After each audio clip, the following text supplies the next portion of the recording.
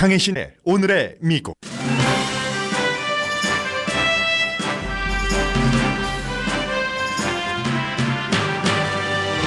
트럼프 행정부가 합법 이민자라도 추방될 수 있는 가이드라인을 발표하자 뉴욕타임즈는 사설에서 미국의 가치를 공격할 준비라고 비난했습니다. 반면 뉴욕포스트는 사설에서 추방 가이드라인이 순조롭게 이루어지면 트럼프 대통령에게 큰 승리가 될 것이라고 지적했습니다. 국토안보부가 발표한 추방 가이드라인에 따르면 합법 이민자라도 2년 동안 미국에 거주했다는 증거가 없으면 추방 대상에 포함됩니다. 이번 가이드라인에는 어릴 때 부모와 함께 입국한 다카 해당자는 포함되지 않았습니다. 트럼프 대통령 자신은 다카 대상자는 보호할 것이라고 말했지만 확실치는 않습니다. 트럼프 행정부 출범 이후 타운홀 미팅에서 주민의 항의가 거세지자 이에 대처하는 방안을 마련하는 공화당 정치인이 늘어납니다. 테네시주를 포함한 여러 주에서는 시위대를 운전자가 차로 공격해도 처벌받지 않는 법안이 상정됐습니다. 김정남 시신이 있는 영안실에 누군가가 침입하려 시도했다고 말레이시아 경찰이 밝혔습니다. 북한 핵 이슈에 대해서는 북한과 미국, 한국 사이에 이중 동결 프로그램이라는 말이 들리기 시작합니다.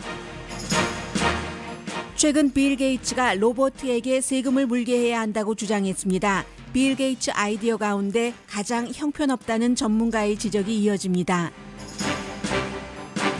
2016년 미국 영화계에서는 여자가 주인공인 영화 수입이 2002년 이후 가장 많이 늘어났습니다. 같은 남자를 2번 사랑하게 된 여인이 있습니다. 여러분 안녕하십니까? 오늘의 미국 강혜신입니다. 네, 미국 밖에서 오늘의 미국을 듣고 계신 분이라면 이 안건에 대해서 어떤 생각을 하시는지 모르겠습니다만은 미국에서 생활하고 있는 코리안 아메리칸 가운데는 많은 숫자가 트럼프 대통령이 무슬림의 입국을 일정 기간 금지시킨다라고 행정명령을 발동시켰을 때, 물론 지금은 정지가 됐습니다만 그때 잘하는 것이다라고 얘기한 사람이 상당히 많습니다. 젊은 사람 가운데서도 사실과 다르게 알고 있으면서도 위험한 사람 안 데려오게 하는 것은 잘하는 것 아니에요. 합법 이민자들을 이렇게 보호한다는 뜻도 되잖아요. 이렇게 생각하시는 분들이 많으셨습니다. 그러나 이제 상당수의 그리고 이제 그런 생각을 하셨던 분들이 잘했다 잘못했다 이런 것을 전혀 떠나서 이런 일에 뉴스에 더 가까이 접해 있는 사람들은 이것이 결국은 특정 인종, 특정 국가, 특정 종교, 결국은 화이트 피플이 아닌 다른 소수 인종에게는 좋지 않은 영향이 될 수 있다는 것을 너무나 불 보듯이 뻔하게 그 당시부터 알고 있었습니다. 그런데 이제 결국 국토안보부가 트럼프 행정부의 불법 이민자 추방안의 가이드라인을 발표를 했는데 이게 지난번 오바마 대통령 행정부와는 어떻게 다른가 하면은 그 당시에는 최근에 국경을 넘어서 입국한 그런 서류 미비자라든가 심각한 범죄자, 국가나 지역 안보에 위협이 된다고 생각하는 이제 이 그룹에 포커스를 맞췄습니다. 그런데 이제 트럼프 행정부에서 발표한 가이드라인은 결국은 어떤 이민자라도 합법 이민자를 포함해서 추방 대상자가 된다는 게 이게 핵심입니다. 그리고 이제 아주 세부 안은 마련을 해야지 되겠죠. 그렇다면은 다 포함이 될 수 있다는 얘기입니다. 지금 영주권자라도 유죄가 확정됐거나 아니면 확정되지 않고 기소만 됐다던가 범죄 용의자도 이 범죄 용의자에는 음주운전자는 물론이고 교통 위반자까지도 포함이 됩니다. 이게 지금 트럼프 대통령이 지명을 했고 지금 일을 하고 있는 국토안보부 장관이 어제 발표를 한 그런 아주 간결한 가이드라인입니다. 그래서 이제 그 어떠한 그 이슈로 인해서 체포가 됐을 때 구류될 수 있고 추방으로 이어질 수 있고 그것도 지금보다 이렇게 체포에 관여하는 인원을 굉장히 많이 늘린다는 것 아니겠습니까? 이민 뭐 관세국뿐만이 아니라 다른 그 부서에도요. 물론 그 부분은 돈이 들어가기 때문에 의회에서 승인이 있어야지 되지만요. 오늘 그 뉴욕타임스와 뉴욕포스트의 사설을 통해서 지금 국토안보부가 발표한 이 안에 대해서 그 미국의 의견이 어떻게 그 반으로 갈려 있는지를 전해드리겠습니다. 세부 사항에 대해서는 뭐 앞서 말씀드린 것처럼 지금 행정부조차도 그 완전하게 이런 것을 다 그 마련해 놓은 것이 아니기 때문에 지난번에 그 이민 그 행정명령을 발동했었을 때 큰 혼란이 있었던 것처럼 그 같은 혼란이 있을 수도 있고 그 사이에서 조정될 수도 있습니다만 지금 그 뉴욕타임스 사설을 보겠습니다. 트럼프의 추방군은 미국의 가치를 공격할 준비다라고 얘기를 하고 있는데 디포테이션 그 포스 인원을 늘리겠다고 하니까요. 그래서 이제 앞에 제가 그 말씀드린 그런 부분들을 전했고 그리고 그 뉴욕타임스는 일반 활자체와는 다르게 도드라지게 everybody라는 단어를 이탈릭체로 썼습니다. 이 사설에서 결국은 트럼프 대통령과 국토안보부 장관 존 켈리는 everybody를 추방 대상으로 원하고 있다는 얘기입니다. 범죄자가 아니어도 추방 대상이 될 수 있고 물론 그 심각한 범죄자뿐만이 아니라 뭐 경범죄자도 포함이 되고요. 이민 관세국이나 로컬 경찰이나 쉐리프 누구라도 안전에 위험된다고 판단이 되면 이 그 세 그룹에서 볼 때 재량권을 또 줍니다. 그래서 이제 이런 부분은 결국은 경찰권이나 그 법 집행권을 남용할 수도 있고 인종 차별을 할 수도 있죠. 뭐 색깔로 보면은 이것은 사실은 유니버설한 편견이기도 하고 있을 수 있는 이해될 수도 있는 편견이기도 하는데 나랑 다르게 생긴 사람, 나와 피부나 그 염색하기 전에 머리칼 색깔이 다른 사람에 대해서 거부감이나 이런 것을 느낀다던가 나와 같은 사람을 볼 때 동질감을 느끼는 것은 그게 미국뿐만이 아니라 세계 그 공통적인 유니버설한 그런 그 느낌이기도 하잖아요. 그래서 이제 이렇게 애매모호하게 많은 집행관들에게 뭐 어떠한 그 재량권을 주면은 뭐 뭔가 그 차별이 있을 수도 있다는 것인데 이민 관세국의 어떤 사람을 그 10,000명을 늘리고 국경 순찰대원을 5,000명을 늘린다는 게 가이드라인입니다. 물론 의회의 승인이 필요한 부분입니다. 이민 판사 숫자도 늘리고 구류센터도 늘리고 그렇게 될 경우는 이제 민간 시설을 많이 활용하게 되겠죠. 지금 뭐 그 워낙에 감옥이 부족해서 많은 문제들이 일어나고 있으니까요. 그래서 그 뉴욕타임스는 사설에서 만약에 로컬의 법 집행관이 로컬의 특수성과 상관없이 연방에서 내린 오더 명령이기 때문에 추방 같은 것에 새롭게 그 집중을 하게 된다면 로컬 그 주민들은 경찰을 무서워하거나 아니면 뭐 두려워하거나 거부감을 느끼거나 해서 피할 수 있고 커뮤니티의 안전에 도움이 되겠는가라고 반문을 합니다. 그리고 더군다나 제대로 훈련이 되지 않는 로컬이나 주정부 관계자들이 이 사람 뭐 추방해야 돼, 뭐 추방하지 않아야지 돼 이렇게 결정할 때 이게 그 미국의 큰 가치인 법의 그 보호를 받아야지 되는 거기서 과연 항상 정당한 그 집행이 이루어진다고 볼 수 있는가 또 한번 반문을 합니다. 과정이나 집행이 모두 위험하다는 것인데 현재는 그 추방에 대해서는 국경 가까이에서 최근 들어온 누군가가 서류 미비자가 체포되면은 청문회 없이 추방이 됩니다. 그런데 이 새로운 그 국토안보부 장관은 이것을 국경 가까이에서가 아니라 지금 미국의 전 지역에서 2년 이상 미국 안에서 살고 있었다는 것을 증명하지 못하면 추방 대상자, 추방한다는 얘기는 아닙니다. 추방 그 대상자가 될 수 있고 말씀드린 것처럼 아무리 뭐 가이드라인을 주더라도 미국이 얼마나 큰 나라예요. 인구가 3억이 넘고 지금 뭐 서류 미비자만 하더라도 1,100만 명. 이 안은 서류 미비자가 아닌 영주권자까지 포함하니까 얼마나 대상이 많은데 그것을 불과 그 몇만 명이 뭐 2년 이상 예를 들어 있었다는 것을 증명하지 못한다면 이 지역에서는 이런 기준, 저 지역에서는 저런 기준, 그리고 집행하는 사람에 따라서 달리 판단을 한다면 이것이 미국의 굉장히 그 중요한 가치인 법 아래 그 공정한 대우를 받아야지 된다는 합리적인 이런 것에 그 맞출 수 있는가 하고 지적을 하고 있습니다. 반문합니다. 그래서 존 켈리 국토안보부 그 장관이 인준 받기 전에 청문회 할 때는 정말 그 합리적인 정책 수립하겠다고 했고 트럼프 대통령의 과격한 이민 정책 같은 것에 동조하지 않는 듯한 발언을 많이 했습니다. 저도 분명하게 들었습니다. 그런데 지금 이제 배지 받고 보니까 장관 되고 나니까 트럼프주의 여기에 그 아주 그 충실해서 이민 사회에서는 너무나 깜짝 놀랄 만한 가이드라인을 내놨다. 이 나라는 법에 따라서 또 사실에 따라서 이민자를 환영하고 이민자를 존중해야지 되는 그 가치를 지켜야지 되는데 그 가치를 지금 위협하는 트럼프 추방군 하는 게 뉴욕타임스 사설입니다. 그리고 뉴욕 포스트 사설은 뉴욕 포스트는 이제 트럼프 대통령을 지지하는 신문이고요. 그 뉴욕 타임스보다 길이 자체가 3분의 1 정도밖에 되지 않고 대부분의 내용은 앞서 말씀드린 것과 그 추방 가이드라인이기 때문에 중복돼서 이 사설이 원하는 내용, 그 메시지만 전해드리겠습니다. 이 트럼프의 그 이민 행정 명령은 터프하기는 하지만 강하기는 하지만 가혹하지는 않다. 하쉬한 것은 아니다라고 지적을 합니다.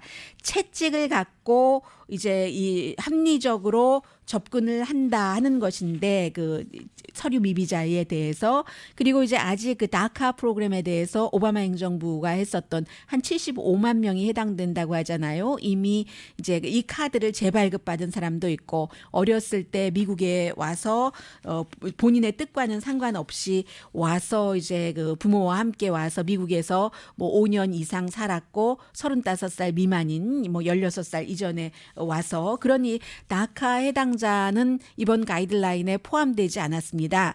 그래서 지금 트럼프 행정부의 새로운 이 그 가이드라인을 보면은 결국은 범죄자가 최우선이 될 것이다. 이게 이제 오바마 행정부가 했었던 것이잖아요. 심각한 범죄자. 그런데 트럼프 행정부에 와서는 범죄자가 최우선만이 아니라 범죄자만 집중하겠다는 게 아니다. 이게 결국은 모든 이민자라는 것이에요. 경범죄도 예외가 아니다 하는 것을 뉴욕 포스트도 지적을 하고 있습니다.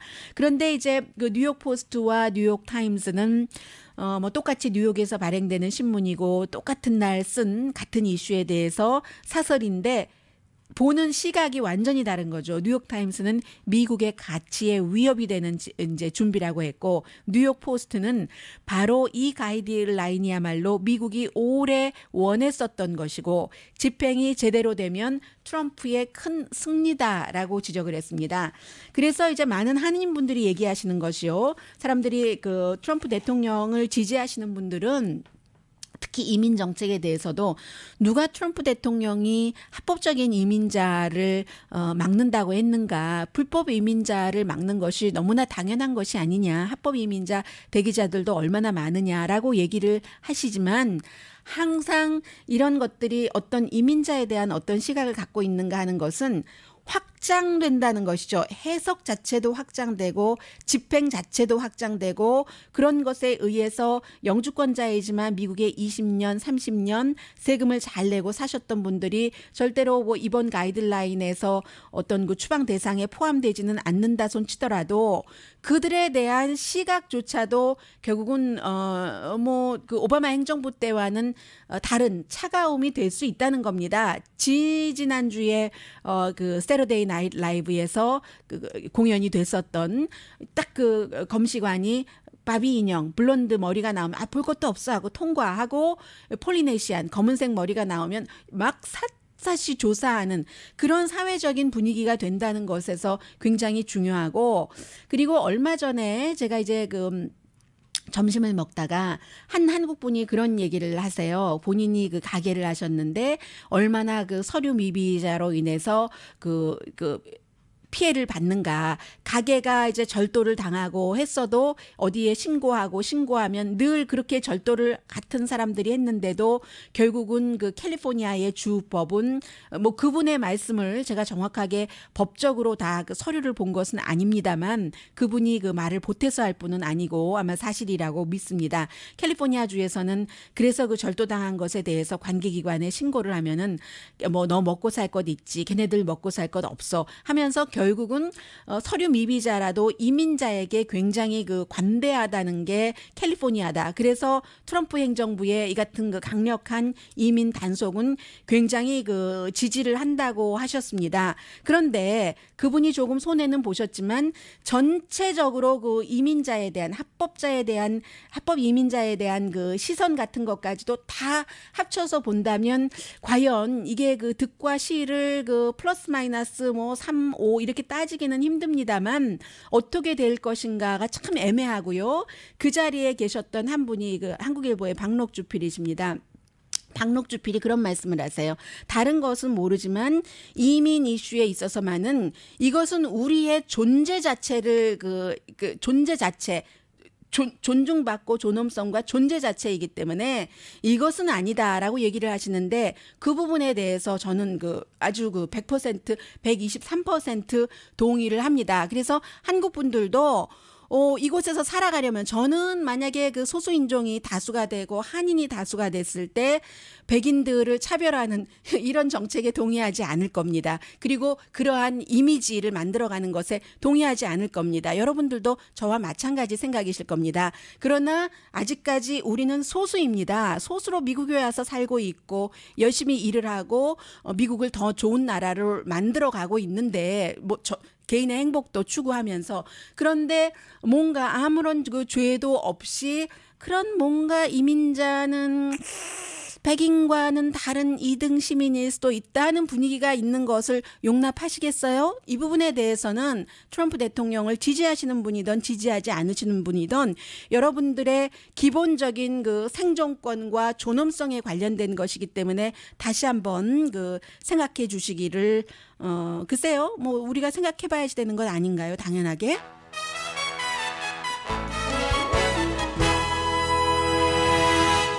한 가지 조금 다행스러운 것은 낙하가 여기에 포함되지 않았어요. 그 어렸을 때 미국에 와서 좀 전에 말씀드린 그런 그 지금 그 혜택을 받고 있는 청소년에 대해서는. 그런데 어제 그 트럼프 대통령에게 이제 뭐 행사 끝나고 나가다가 MSNBC의 그 앵커 이 크레이그 멜빈이 물어봤습니다. 그랬더니 앞에 이 트럼프 대통령이 이 그 가이드라인이 미국을 안전하게 하고 미국이 안전한 나라가 돼야지 되고 미국에 도움이 될 만한 사람을 들어오게 해야지 된다. 자꾸 그 강조를 했습니다. 그러니까 이 앵커가 이 드리머는 어떻게 하는가 하고 물어봤을 때의 트럼프 대통령의 답변이었습니다. We have to let people come in that are going to be positive for our country. What about the dreamers?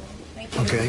What about the dreamers? We're going to try and take care of the dreamers very, very much. Mr. President, thank you for your time. Thank you for your Thank you time. very much. 네, 들으셨죠? 그 very very 그 드리머를 케어하려고 한다. Going to take care of dreamers라고 얘기를 하기는 했는데 이 얘기를 하면서 트럼프 대통령이 더 많이 말을 하고 싶지 않은 겁니다. 지금 그래서 이렇게 걸어가면서 말하면서 이 앵커와 이제 더 이상 말을 이어가지 않으려고 일단은 이 드리머에 대해서 케어하겠다고는 했지만 very very well 하게 그 케어를 하겠다고는 했지만 트럼프 행정부는 모든 것들이 아직 뭐 그 초기 단계이고요. 해서 많은 것이 뭐 바뀔 가능성도 있고 안심할 수 있는 단계도 아니고 해서 다시 한번 모든 그 이민자인 그 코리안 아메리칸들은 상관이 되던 상관이 되지 않던 이 이슈에는 좀 집중해 주셨으면 좋겠습니다. 그리고 이제 또 하나는요. 생각이 났는데 이제 이 이민에 대해서는 멕시칸 아메리칸들이 가장 많이 그 해당이 되지 않겠어요? 그런데 멕시코 나라라는 나라를 보세요. 그 원래 뭐 캘리포니아주도 그렇고 미국의 그 많은 그 멕시코가 소유하고 있었던 그런 그 지역들이 있는데 그만큼 제가 지금 말씀드리려고 하는 것은 전에 멕시코 그 소유의 땅이었다 하는 것이 아니라 지정학적인 위치를 말씀드리는 겁니다. 그야말로 그 캐나다처럼 그 지형이 가까우니까 문화도 또 이렇게 통하는 것도 있고 뿐만이 아니라 가족 관계들이 얼마나 많겠어요. 그래서 이제 이러한 것들로 그 얽혀져 있기 때문에 결국은 미국이 가장 그 여러 가지 뭐 무역도 마찬가지예요. 미국이 멕시코에 뭐 관세 부과하면 멕시코도 가만히 있지 않습니다.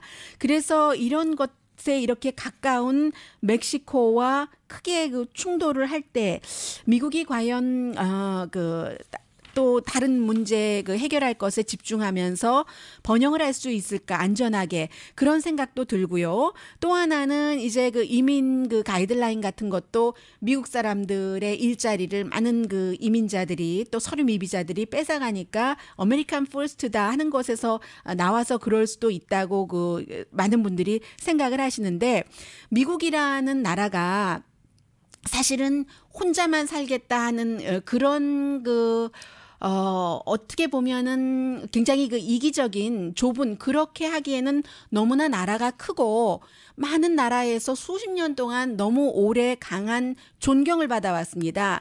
그래서 미국이라는 나라는 이제는 원턴 원치 않던 다른 나라들이 중요한 일이 생길 때 미국이 리드해 주기를 원하잖아요. 그야말로 그 프랭클린 루즈벨트 이후에 2차 대전 이후에 세계의 자유라든가 인권 같은 것을 같이 방어하면서 미국을 다른 나라가 그 존중을 했기 때문에 미국 말을 듣고 미국이 또 경제적으로도 뭐 여러 가지 관계가 좋게 돼서 유지가 됐고 모델 국가잖아요. 모델 사람으로 다른 사람이 나를 모델로 삼고 싶다 하는 사람으로 살고 싶으세요? 아니면 그냥 저 사람은 이기주의야. 자기만 알아. 아이 별 볼 일 없어. 이렇게 되는 나라가 되기를 원하십니까? 미국이.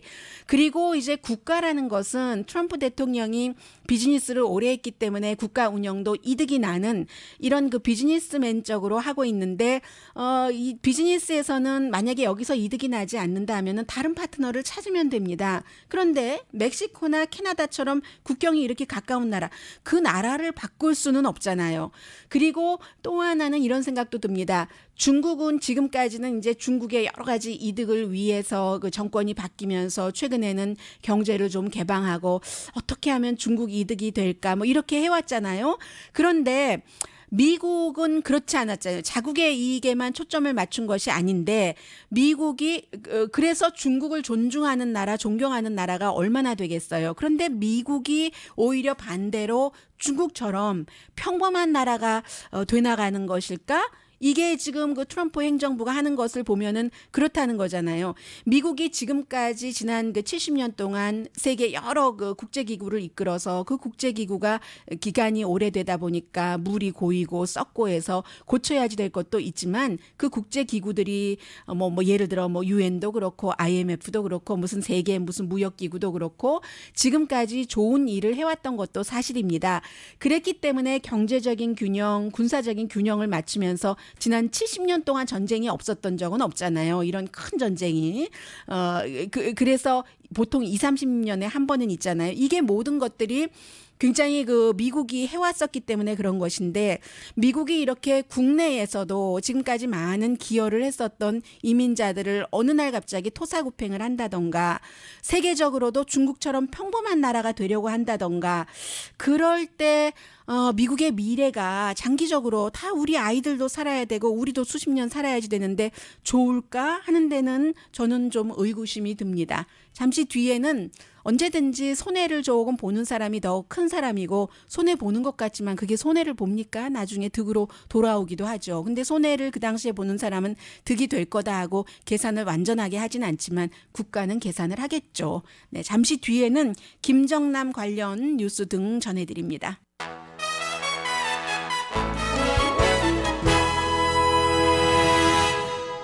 라디오 서울 방송 오늘의 미국 듣고 계십니다. 네, 김정남 그 암살 이후에 여전히 그 중국에서도 미국에서도 북한 핵 문제를 어떻게 해결해야지 되는가 이게 이제 더 얽히고 설켜 있기 때문에요. 그런 이슈들이 있고 지금 그 말레이시아 언론이 보도하는 것 보니까 김정남 그 시신이 안치된 영안실에 누군가가 들어가려고 시도를 했다는 보도가 나오고 있습니다. 김정남 시신이 타겟이었다.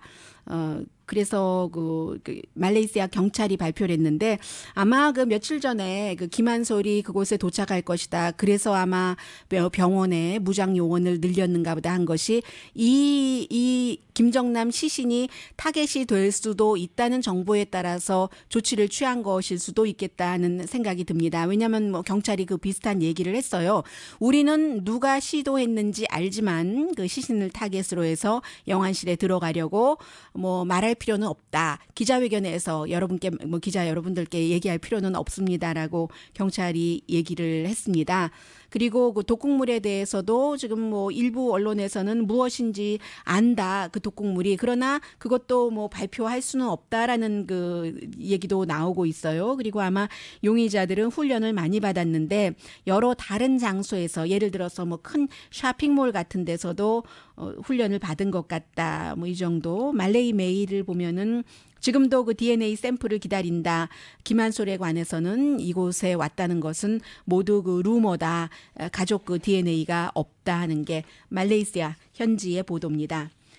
그리고 이제 오늘 그 시사주간지 타임도 석탄, 핵, 영안실 뭐 제목에 이런 단어들이 들어가는데 석탄은 이번 그 김정남 암살 이후에 중국도 그러니까 일부가 아니라 그 내용을 보면은 북한이 했다고 그 믿는 것 같아요. 그러니까 석탄을 올해 말까지는 북한에서부터 수입하지 않겠다고 지난 주말에 발표를 했겠죠. 그게 이제 북한에 벌을 주는 것이니까 일종의.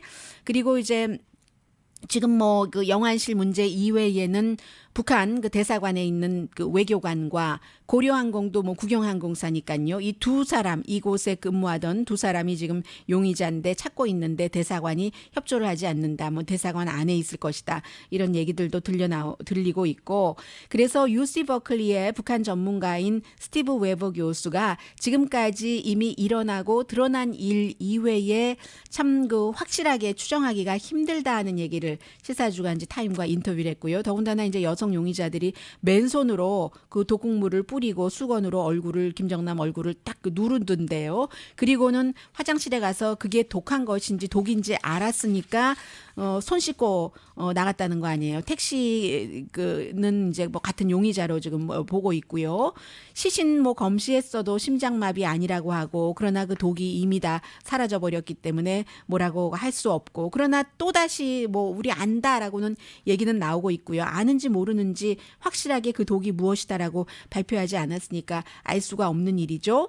지금 김정남의 죽음이 동아시아 안보에 그 변화를 줄 것인가 하는 것이 이제 가장 그 전문가들 국가와 국가 사이에서 지켜보고 있는 것이고 윌리엄 충이라는 아시아 전문가 싱가포르에 있는 역시 그 시사주간지 타임과 인터뷰에서 중국이 김정남 암살에 분노하고 있다. 그렇지만 아직도 중국은 전략적인 목표가 북한이 그 재기능을 하는 거 무너지지 않는 것이기 때문에 그 중국이 그 현상 유지를 하면서 육자 회담을 하기를 그 원한다. 그런 것이요. 그리고 그 미국이 협상 테이블에 나오기를 중국도 바라고 있고 지난 주말에 중국의 외교 그 부부상과 제임스 마티스 미국의 국방장관이 그 뮌헨에서 만났잖아요. 그쪽에서 이제 회의가 있었을 때 그래서 아마 이제 곧 북한 관계자가 뉴욕으로 올 준비를 하고 있는 것 같습니다. 그래서 전 그 미국 북한 문제 그 관계자가 만나게 될 것 같은데 그러면 2011년 7월 이후에 처음 그 대화를 하는 것이고요. 북한은 계속 그 핵 보유를 원하고 있다는 게 큰 장애인데 그래서 그 연세대학교의 그 동아시아 그 전문 연구하고 있는 교수요. 존 들레이 교수가 많이 인터뷰를 하죠. 북한 문제에 관해서는 이중 동결 프로그램이라고 표현을 하고 있습니다. 더블 프리즈라고 표현을 하고 있는데 이게 북한으로서는 미사일 테스트를 안 한다. 대신 한미 군사 훈련을 안 하고 사드 배치도 일단 중지하는 것. 이게 이제 북한에 주고 북한이 미국과 한국에 주고 해서 이제 그 더블 그 프리즈 프로그램이라고 표현을 하고 있는데 중국이 이걸 좋아한다는 거죠. 그러면 북한을 계속 그 지지해서 난민이 중국으로 오지 않게 막을 수 있으면서도 핵 프로그램도 중단시키고 사드 배치도 중지시킬 수 있다. 뭐 중국이 원하는 그대로죠.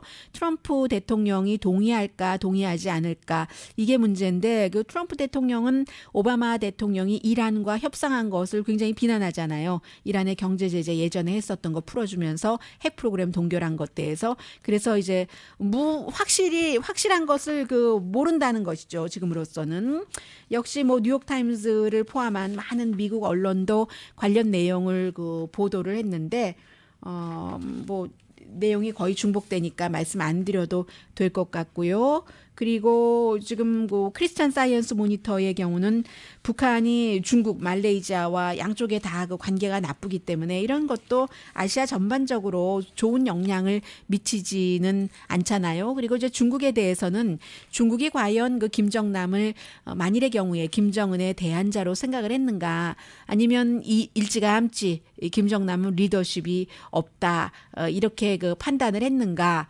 그러나 이제 이번 사건은 그렇다 하더라도 북한이 얼마나 예측하기 힘들다는 것을 중국에 다시 리마인드 시켜줬다. 이제 북한이 그 저지른 그 소행이라는 것을 전제로 해서요. 그리고 이제 많은 지금 뭐 용의자 그 10명 가운데 2명 여성 빼고는 다 그 북한 출신의 사람들이잖아요. 이제는 외교관과 고려항공 그 근무자까지 포함을 해서 그러니까 이제 북한이 이제 그 이번 그 범죄의 그 주체다라고 보는 것이고요.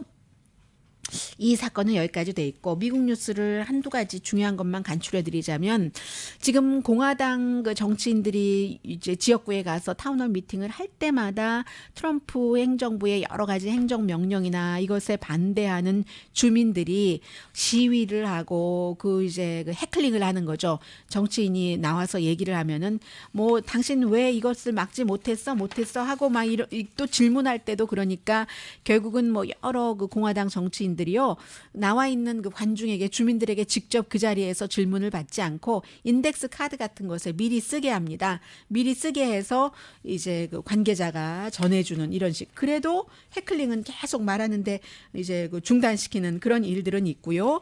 그리고 이제 그 사이에 어포러블 케어 액트는 지금 그 지지자가 점점 늘어나고 있습니다. 오바마 케어요. 1월 달에는 41%가 지지하고 52%가 반대했는데 여론조사 기구에 따라 다르지만 폴리티커와 모닝 컨설트 공동 여론조사 결과입니다. 지금 지지자와 반대자가 똑같아졌어요. 45%대 45%. 그리고 나머지는 이게 반대자에서 많이 빠져나갔네요. 52%에서 42니까 7%가 빠져나가서 여기에 그 5%가 플러스가 됐으니까 일부는 이제 그 반대하는 것에는 빠져나가서 지지까지는 안 하더라도 그래서 찬성과 반대가 45%대 45%로 돼 있고 참 이것이 그 시간이 지나가면서 있는 게 나한테 낫겠다 하는 거. 트럼프 대통령이 어려운 문제 가운데 또 하나가 이거잖아요. 지금 이제 아직까지 그 본격적으로 나오고 있지 않는데 트럼프 대통령을 지지하는 사람들은 경제를 살려라 해서 지지했는데 참 어려운 겁니다. 헬스케어 같은 거 이렇게 그 오바마 케어를 지지하는 사람들이 많아지고 소셜 시큐리티 같은 거 민영화한다고 하는데 민영화하면 지금 있는 대로를 만족해야 하는데 좋아하겠습니까? 좋아하지 않고 무역 같은 것도 캘리포니아주는 지금 농장의 70%가 불법 체류자잖아요. 농업주 가운데 15군데 가운데서 11군데에서 트럼프가 이겼는데 이게 지금 뭐 관세를 물리고 하면은 멕시코 같은 경우도 미국 유제품 안 받는다고 할 테고 그래서 참 이게 그 무역 그 협상을 다시 한다는 게 어려운 겁니다. 예를 들어서 강한 달러가 좋으냐, 약한 달러가 좋으냐와 마찬가지예요. 강한 달러가 좋은 사람도 있고 약한 달러가 좋은 사람도 있고 수출하는 사람들은 약한 달러가 좋을 테고요. 그래서 적당한 것이 좋은 것이잖아요. 그리고 이제 소셜 시큐리티나 헬스케어 같은 것을 없애거나 개혁하면은 트럼프에게 표를 찍었던 사람들이 가장 큰 피해를 보거든요. 그래서 트럼프 대통령이 이 어디까지 여기를 할 수 있을까가 저는 상당히 의심스럽고요. 그렇기 때문에 서류 미비자 내지는 이민자에게 많은 그 공격을 할 수 있는 것이 아닌가 두려워지기도 하고요. 잠시 뒤에 어떤 내용을 전해드릴까요? 네, 로봇에게 세금을 물려야지 된다. 어제는 로봇가 아메리칸 드림을 킬링하는 것이 아니다. 뉴욕타임즈가 사설에서 그랬고 그 아이디어 세금 물리게 하는 아이디어는 아주 나쁘다 하는 것 전해드리겠습니다. 하나만 그 전에 관련 뉴스 전해드리면요. 테네시주에서는 시위대를 자동차로 밀치는 것이 합법이다 하는 법안이 상정이 됐습니다. 공화당 의원이 상정했는데 지금 트럼프 대통령이 당선되고 시위가 너무 많으니까 길에 교통 흐름이 방해되잖아요. 그럴 때 운전자가 또 갈 길은 가야 되잖아요. 운전자도 권리가 있는데 지금 뭐 돈을 벌어야지 사는데 그래서 시위대가 다쳐도 운전자 책임이 아니다. 그런 그 길에서 시위들을 했을 때는 그런 내용이랍니다. 이게 그 테네시주의 내슈빌에서 시위가 있었는데 자동차 이런 사건이 있은 뒤에 상정된 것이고 뿐만이 아니라 아이오와 미네소타, 노스다코타 전부 공화당이 리드하는 주네요. 그런 곳에서 이제 지금 시위가 많이 일어나니까 이런 법안이 다 상정이 돼 있다고 합니다.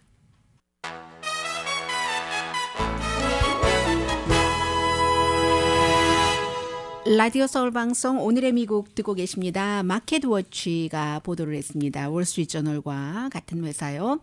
빌 게이츠가 그 마이크로소프트 명예 회장이 지금까지 참 그 많은 아이디어를 내놨는데 최악의 아이디어가 로봇에게 세금을 물려야지 된다 하는 얘기라는 그런 그 내용입니다. 이게 자동화가 참 그 번영을 늘 가져왔는데 이번에는 안 된다고 믿을 이유가 없다라고 우선 그 강조를 하고요. 그런데 이제 지난 40년 동안이나 이런 그 컴퓨터 관련 테크놀로지 관련 일을 하고 그쪽에서 천재고 돈도 정말 세계에서 제일 많고 하는 빌 게이츠의 그 말만은 아니다라는 얘기인데요. 로봇가 이제 사람들의 일자리를 빼앗으니까 세금을 로봇에게 물려야지 된다 하는 얘기인데 뭐 로봇가 세금 내나요? 로봇 갖고 있는 사람이 내는 거죠. 그래서 유럽에서도 사실은 이러한 내용들이 시작이 돼서 프랑스에서 지금 뭐 그 사회주의자 그 대통령 후보가 그 부누아 아몽이 지금 그런 얘기 하고 있잖아요. 뭐 그래서 돈 받으면은 로봇가 일하고 사람은 뭐 쉬게 한다. 웰페어 같은 거 줘서 그런 얘기를 하고 있는데 결국은 이 로봇가 세금을 내는 게 아니고 오너가 내기 때문에 그러면 오너가 그 로봇화 자동화에 어떤 투자를 덜 하게 될 테고 세금 내기 싫으니까 그리고 그러면 생산성이 오히려 그 줄어들고 자동화를 하지 말아라는 것인가? 그런데 자동화라는 게 이제 거슬릴 수 없는 물결이잖아요. 로봇 혁명이잖아요. 뭐 예를 들어서 드론이라든가 운전자 없는 차, 인공지능, 의학계, 법계, 회계업계에서 지금 다 쓰고 있습니다.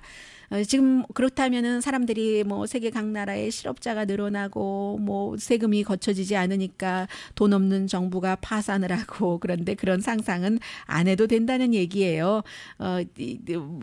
왜냐하면은 인간은 항상 이렇게 됐었을 때 어제 그 뉴욕타임즈가 그게 정치인들이 할 일이라고 했잖아요. 새롭게 인간을 교육시켜서 새로운 잡을 만들어야지 된다 하는데 지금 마켓워치도 같은 얘기를 하고 있습니다. 뭐 로봇의 이 같은 그 혁신이 혼란을 일으킬 것은 사실이지만 로봇에게 세금을 매기면은 오히려 경제에 해가 되는데 첫 번째 이유는 로봇가 일자리를 없앤다는 증거가 없다. 다만 지금까지 인간이 상상하지 못했던 새로운 종류로 일자리는 바뀌고 새로 만들어질 것이다. 빌 게이츠가 그 소프트웨어 그 워드 프로그램 만들어내서 타이프라이터 지금 다 안 찍잖아요. 뭐 그런 식으로. 그리고 이제 두 번째는 사람이 세금을 내기 때문에 그 사람이 됐던 회사가 냈던 그게 이제 또 그 역효과를 준다는 거죠. 로봇은 월급 받지 않고 월급 필요도 없고 먹지 않잖아요. 데이트도 안 하고 책도 안 읽고 옷 입을 필요도 없고 하니까. 그리고 이제 또 중요한 것은 예를 들어서 이제 똑같은 연결되는 거네요. 담배에 세금을 너무 크게 물리면 담배 안 피우게 되고 또 그 자동차 연료도 연료 효율성이 있는 자동차를 타게 되는데 그러게 되면은 결국은 이제 앞서 말씀드린 것처럼 생산성이 점점 줄어들어서 모두를 더욱더 가난하게 만드는 것이다. 차라리 그게 아니라 로봇을 사용하고 자동화를 하면은 그런 비즈니스에 벌을 줄 게 아니라 세금을 더 내게 해라. 인공지능 AI와 로봇은 새로운 성장의 물결이고 세계가 사용을 해야지 될 거다. 어차피 그 사람을 대체하는 게 아니라 완전 대체가 아니라 보완이 될 것이다 하는 마켓워치의 보도였습니다.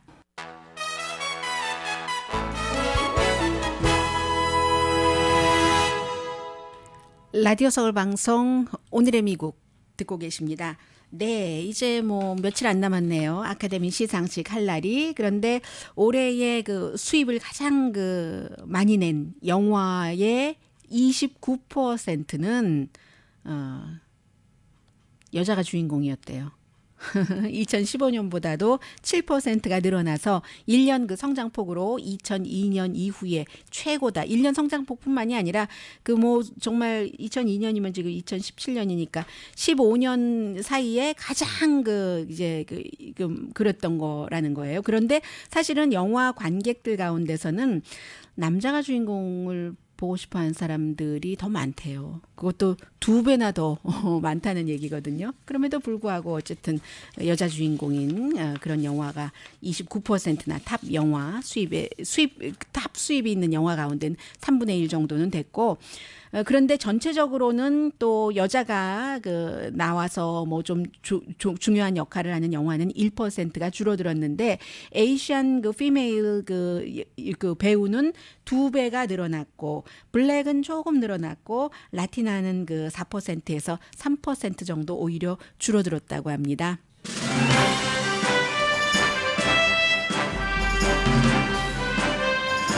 결혼 생활을 오래 하셨던 분들께 여쭤볼게요. 같은 남자와 2번 사랑하는 것 어떠세요?